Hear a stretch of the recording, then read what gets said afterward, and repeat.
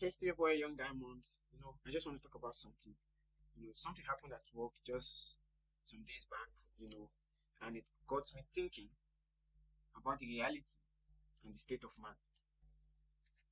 Now, where we work, every year when it's cold, they do own the heater because we have a central heating system to keep, the company warm, and so the workers don't feel too much cold, you know. So over the past days, it was not on, and of which later on the whole company decided to go on a strike, a 1 hour strike. So we all stopped what we were doing and we went out to have a 1 hour strike or 1 hour protest, whatever you call it. And of which thereafter they turned on the heating system to warm up the company. Now I was there, I was thinking, and I was wondering, this is just the phase of man. I could remember back, some years back, I've worked in various industries, from the galvanizing industry also to the, furniture industries. These places I worked, there wasn't even any central heating system. You can't even talk about, going on strike just because there was no central heating system.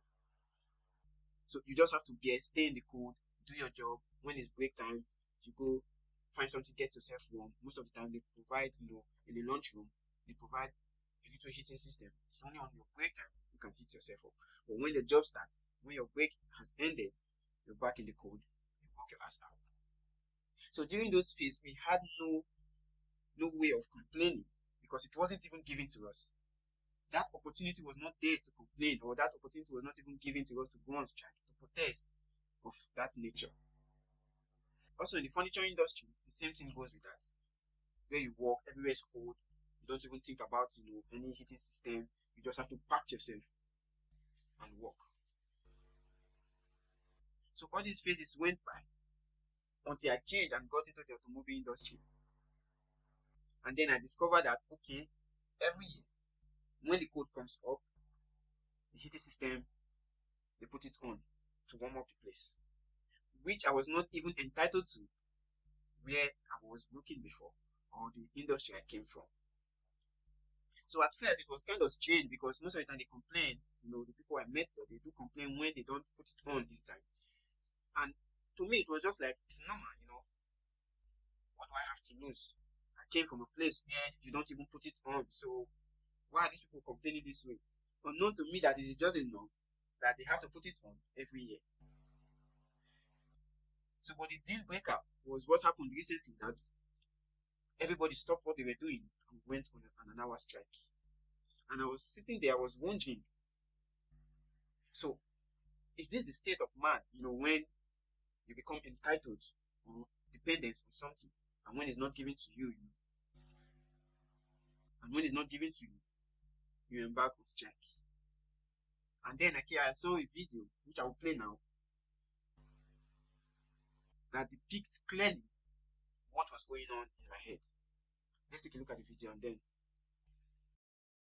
The first time you give somebody something for free, you are creating appreciation. The second time you give somebody something for free, you create anticipation. The third time, expectation. By the fourth time you give somebody something for free, you are creating entitlement. And by the fifth time you give somebody something for free, you have created dependency. And if by the sixth time you don't give it to them, you create resentment and hatred. This is not to discourage you from giving, this is just the hard truth. So I guess we all saw that. This was clearly what goes on even in the society today, the socio-political aspect of our landscape, of our lives and all of that. It depicts that when you give something to someone, first of all, it creates appreciation. Because where I came from during the period of my work life, when you even get to see, the heating system, when you go on your break, you are even appreciative of it. Because it is not something you get on a regular or on a norm. So you are appreciative, but when it becomes too often, it becomes anticipation and then expectation. Just what happened a few days ago, because everyone was expecting that it is a norm, so it has to be on. So it is a norm, it has to be on. And then it becomes an entitlement. And then from there, we all depend on that particular thing, which is the heating system. We are all dependent on him when the cold comes. So we are no longer like, okay, Where I used to work, where I came from, we never had such a thing. But now we do, because it has led from appreciation to anticipation, also to expectation, entitlement, and now we are now dependent on the heating system to keep ourselves warm because it has now become our right. So when it was not there, we were angered, we felt this resentment, and we were not happy about it because why it wasn't given to us when it was supposed to be given. So this depicts every stage of every man's life where it happens to everyone, including in the social landscape, in the political landscape, and also in the family landscape, whereby it becomes an entitlement when you do something too frequently or too easily, or when you give something too frequently or too easily. So I was just pondering about it, and I was like, okay, it happens to everybody. When you've done something, it becomes an entitlement, and the moment you are not able to do it, it leads to resentment, hatefulness, hatred, and all of that. So that's life for you. It goes in phases. So the higher you go, the more expectations you have, the more entitled you become. Because when something that is open for you. So we live in a world today whereby everyone is dependent on the government to provide the necessities of life that we need to survive. Because why? We've gone from appreciation, from anticipation, from expectation, from entitlement to dependency. Now we say it is our right. Freedom of expression, it is our right. So it is now an entitlement, and which has led to a dependency. So we have to depend on the government to provide whatever we need. If they don't provide, we go on strike, we go on riot, we protest, and until they answer and give us what is daily ours. Same also in the social landscape and also in the family landscape, it always leads to dependency. Because when you do something too frequent, too often, it leads to dependency and entitlement. And when you decide not to do it anymore, you become an enemy. That's just my own thought. I was there just thinking about these things, pondering about it.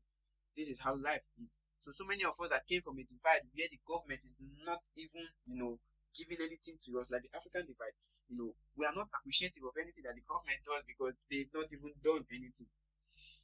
We are not even anticipating.